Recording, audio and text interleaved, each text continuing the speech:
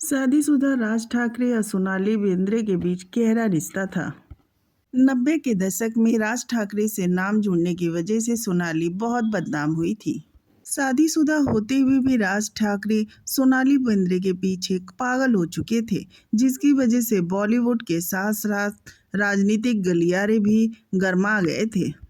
ऐसे दावे अक्सर ही सोनाली बेंद्रे और राज ठाकरे को लेके किए जाते हैं। इसी साल मार्च में जब राज ठाकरे और सोनाली बेंद्रे को मंच पे एक साथ देखा गया तो मामला फिर से गर्मा गया था। मीडिया में और सब जगह 29 साल पहले का वो किस्सा सुर्खियां बटोरने लगा था, जब सोनाली बेंद्रे का नाम शादीशुदा राज ठाकरे के साथ जुड़ने लगा था। ये खबरें बहुत ज़्यादा सुर्खियां बटोर रहे थे। हालांकि इतने साल बाद सोनाली बेंद्रे ने खुद इस मामले में अपनी चुप्पी तोड़ी है और मीडिया से इस बारे में बात की।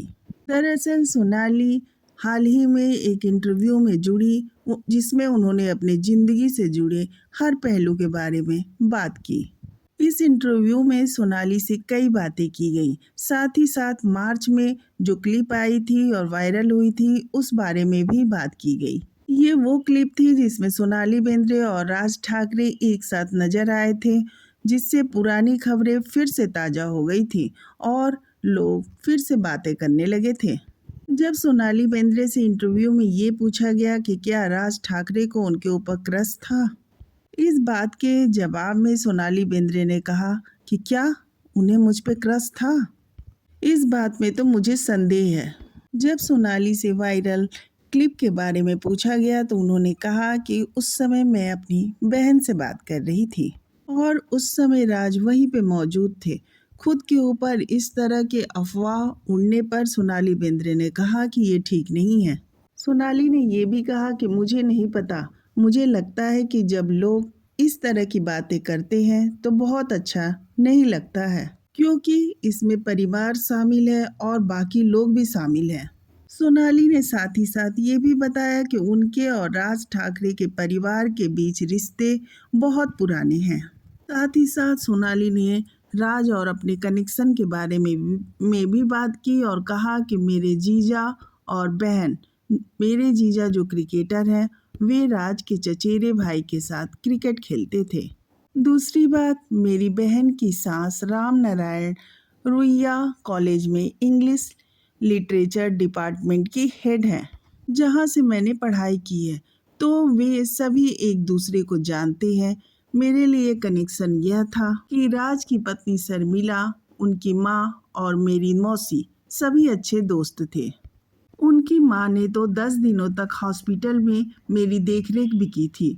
तो सचमुच यही कनेक्शन था हमारे और राज के बीच में।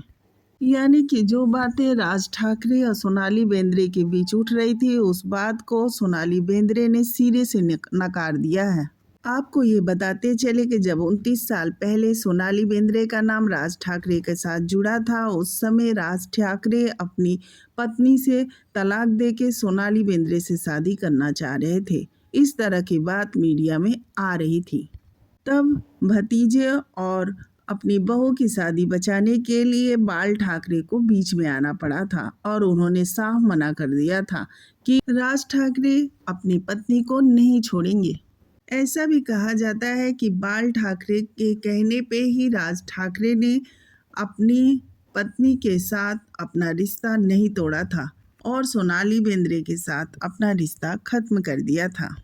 फिर वापस अपनी पत्नी के पास लौट आए थे, जो कि सोनाली बेंद्रे और राज ठाकरे चाहते तो एक साथ शादी कर सकते थे, लेकिन बाल ठाकरे की वजह से इन दोनों ने शादी नहीं की, ऐसा मीडिया में बात आई थी।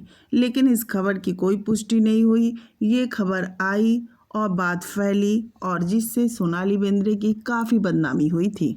उस समय लोग इसी तरह की बातें कर रहे थे कि सोनाली बेंद्रे राज ठाकरे से फंस चुकी हैं और राज ठाकरे एक शादीशुदा है। इसीलिए जब दोबारा 29 साल बाद सोनाली बेंद्रे को राज ठाकरे के साथ मंच शेयर करते हुए देखा गया तो लोग तरह तरह की बातें फिर से बनाने लगे। लेकिन जब सोनाली बेंद्रे ने आकर ये बात कही कि राज ठाकरे और उनकी फैमिली का घरेलू रिश्ता है, तब उन्होंने बातों पे विराम लगाने की कोशिश की।